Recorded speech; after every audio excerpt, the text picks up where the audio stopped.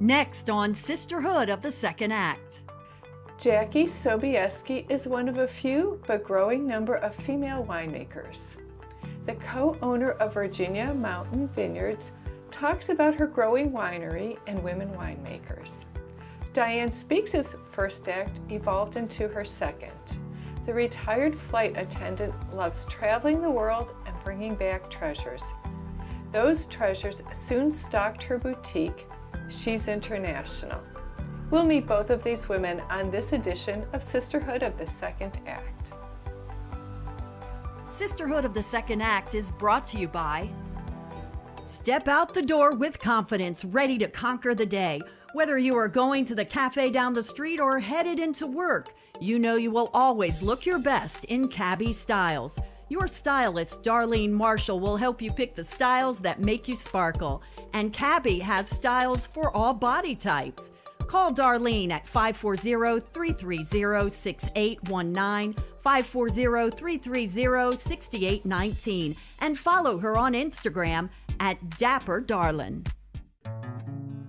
I'm gonna be an oak tree. I think I'll be a dogwood tree. My kids said they'd be looking for a thorny tree for me.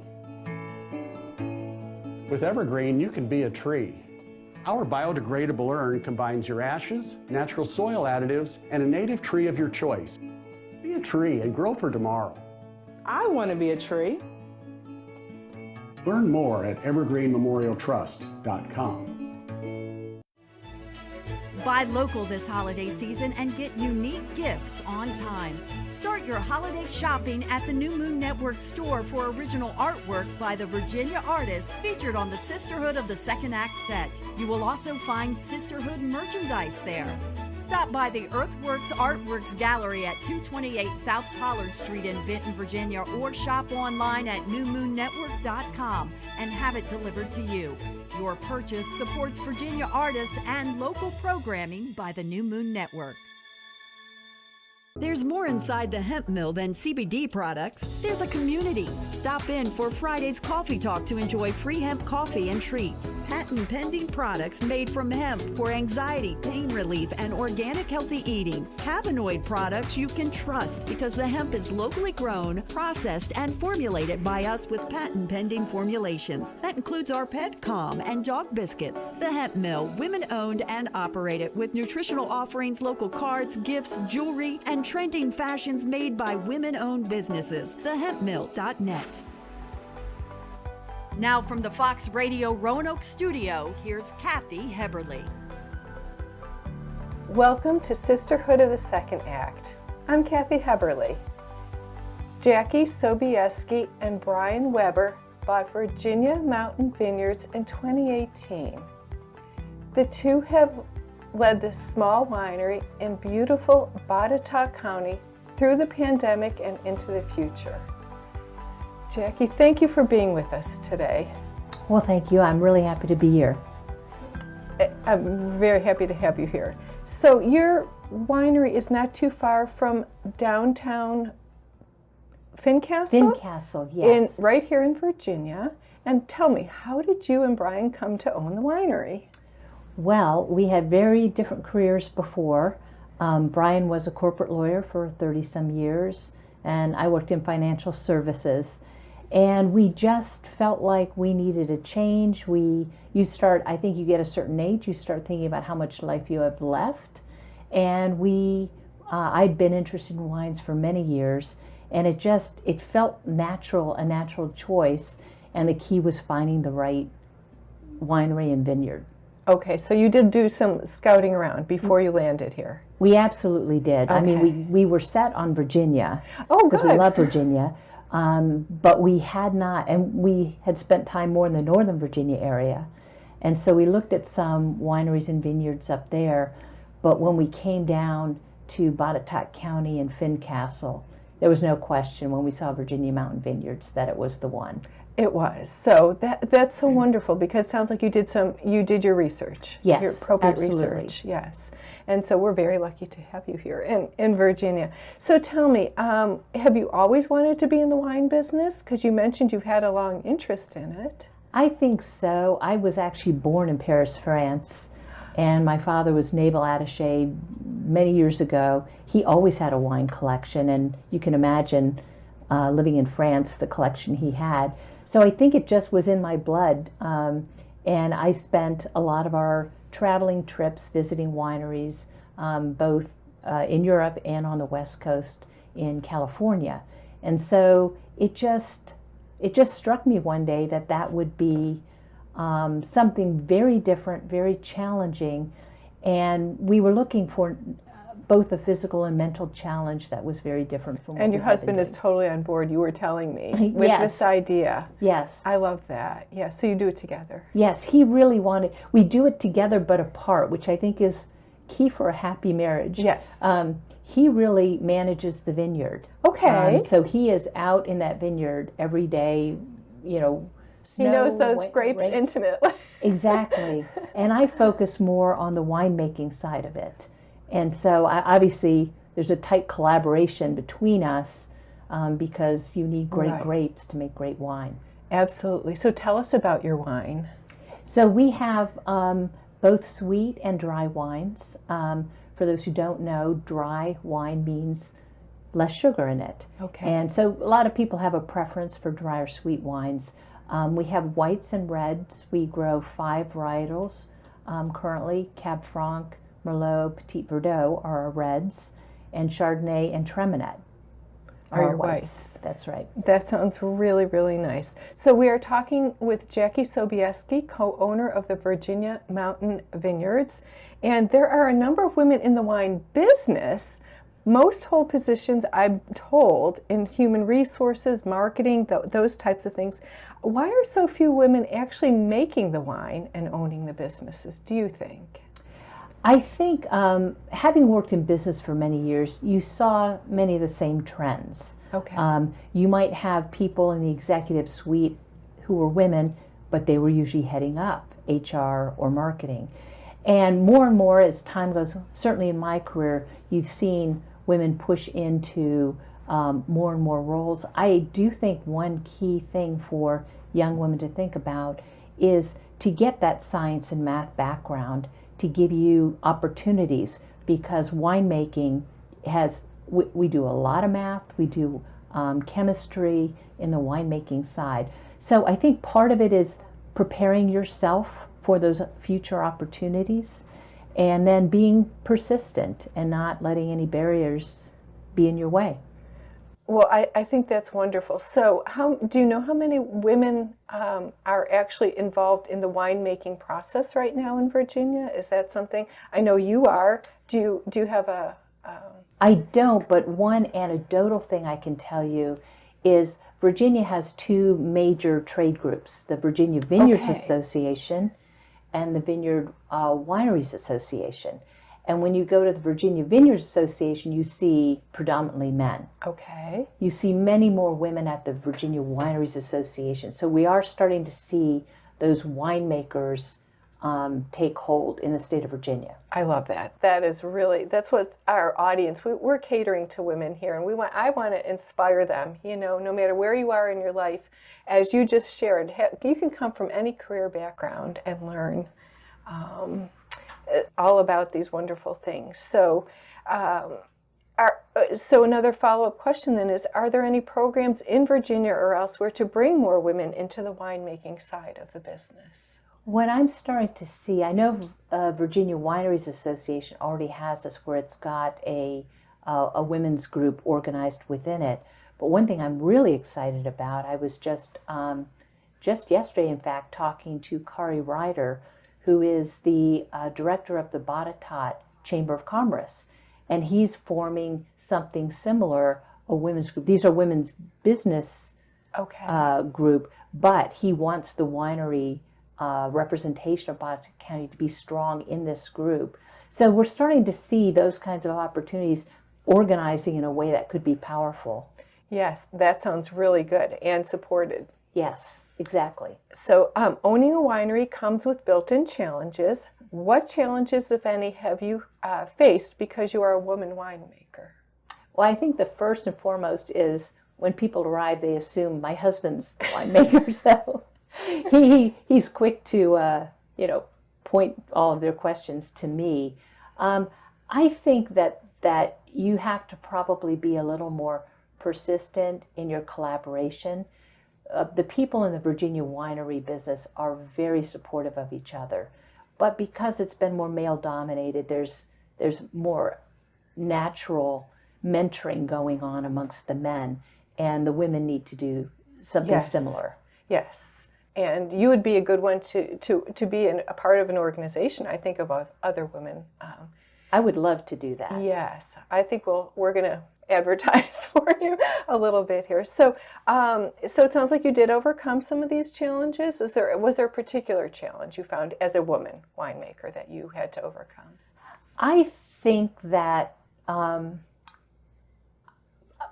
probably not a specific one, in the sense that I think regardless of what career I was pursuing in my professional life, I never saw obstacles. I always saw opportunities. So I know the obstacles were there. Right. But you just have to have kind of, I know it sounds cliched, but the sort of can do. You have to love learning.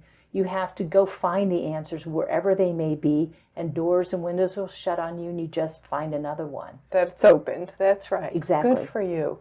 We are talking with Jacqui Sobieski, co-owner of the Virginia Mountain Vineyards. So Virginia Mountain Vineyards is a small winery, and it depends on volunteers, you told me. So what can someone who may be interested in winemaking do to help you? So we have, we love our volunteers because they are so important to us, and they can contact us through our Facebook, through our website.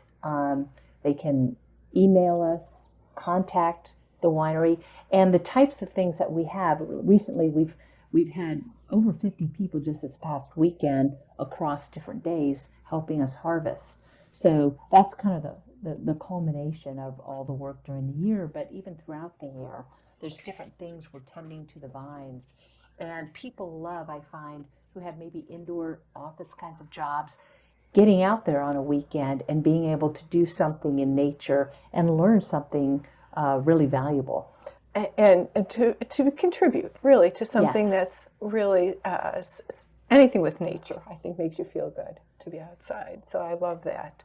So how do people find you, and are you open for tastings? We are. I think, we've all grappled with COVID and how that's changed us. In some ways, we created some improvements. We are open Thursdays through Sundays, noon to 6 p.m. And what we do is we greet you when you arrive.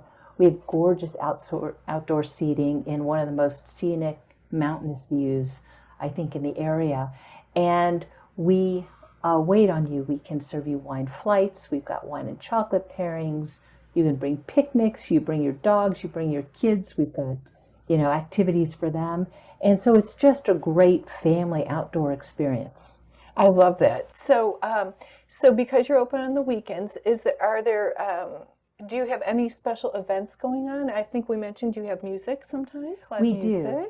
Sometimes on the weekends we'll have maybe Friday evening, or in the afternoons on Saturday or Sunday. Okay. And so I think staying plugged into, right now we're redoing our website, but our Facebook is probably the primary way where we are messaging out right now. That sounds wonderful. So we will have Jacqui's contact information in our show notes on our website as well. And there's more Sisterhood of the Second Act coming up. When we return, the founder of Cheese International Boutique talks travel, fashion, and perseverance. Thank you so much for joining us today, Jacqui. It has been a real pleasure. Thank you.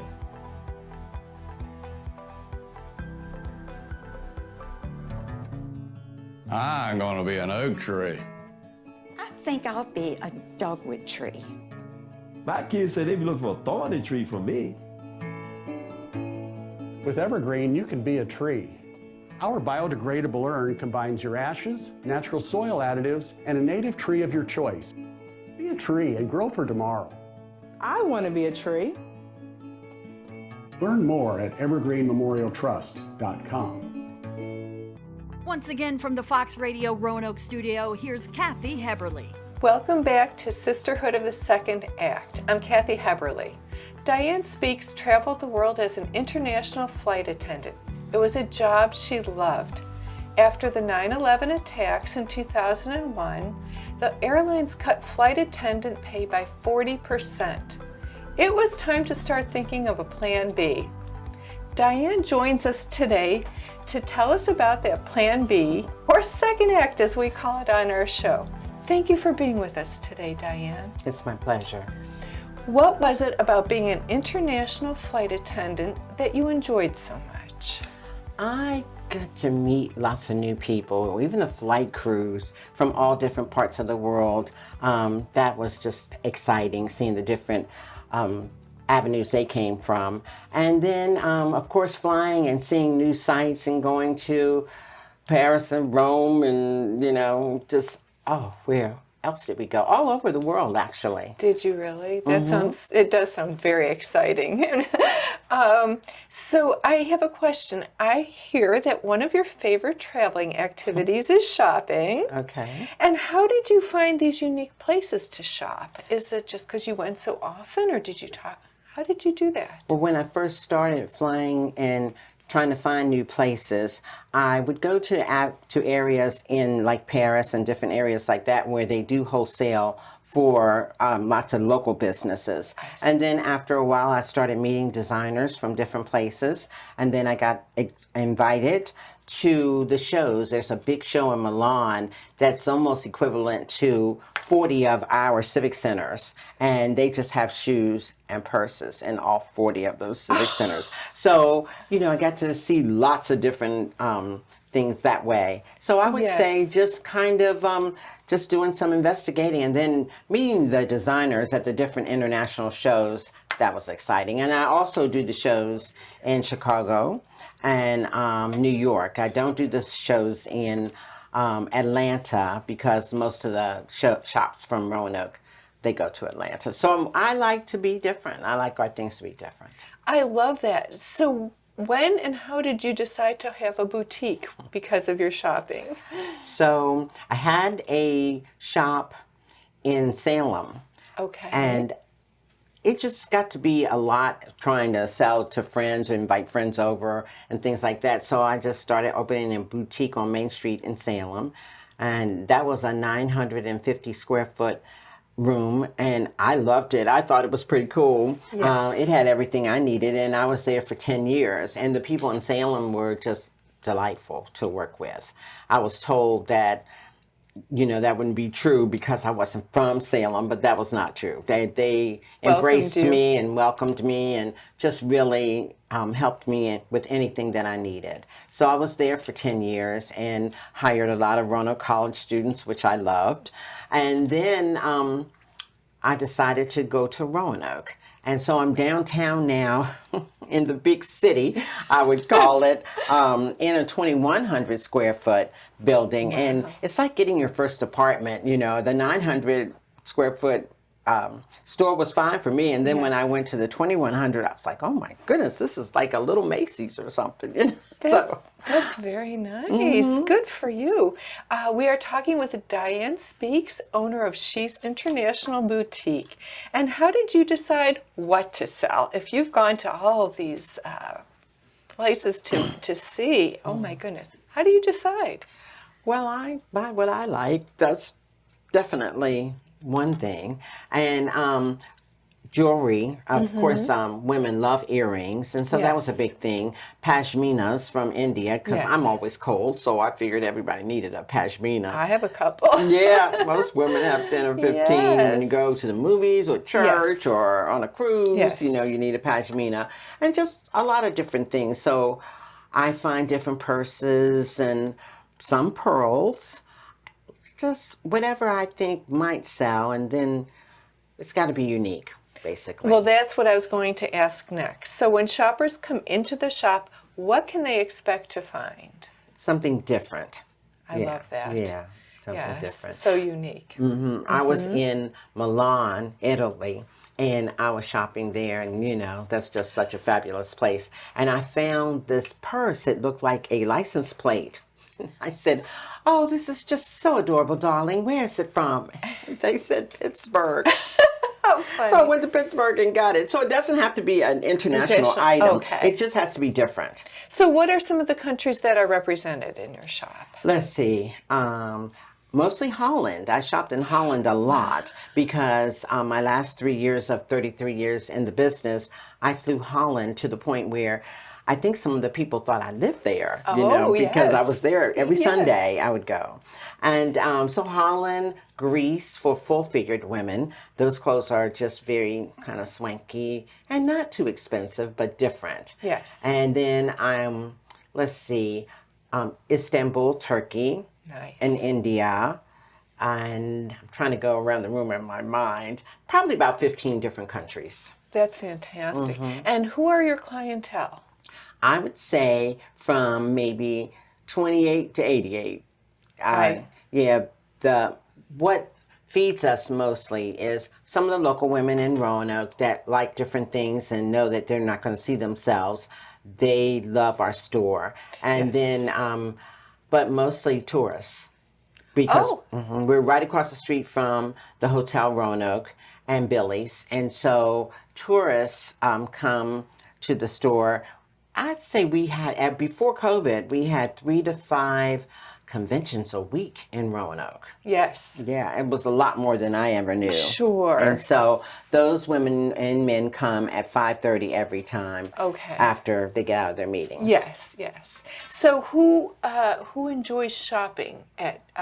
We talked about the clientele, but what kind of people would come to She's International? Like you mentioned, tourists. Is that a very good source for you? Yeah, I think tourists, and then the people that have supported us for the 16 years, they know that they're going to see something different, so they definitely support us a lot. Excellent.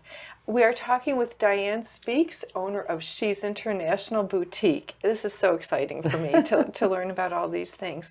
And as we all know, the pandemic has affected a number of retail shops. How did you pivot to survive? I would say blessings from heaven. That's the only way that I could have made it. And then Mr. Curtis Thompson from Total Action for Progress, they helped us out a lot with the Business Seed Program. There were a lot of 2% interest loans or 0% interest loan. Lisa Soltis from Roanoke City surprised me one Thursday rainy afternoon with a check, and it wasn't $1 million check, but it certainly did bring tears to my eyes. I didn't expect it. So Roanoke City did a great job in trying to reach out and help us as much as they could. I love that. I think that shows like the support and how much they appreciate you having such a wonderful store in our area. So you believe in giving back to the community. How do you do that? Well, the main source that we have the Star Jewelry.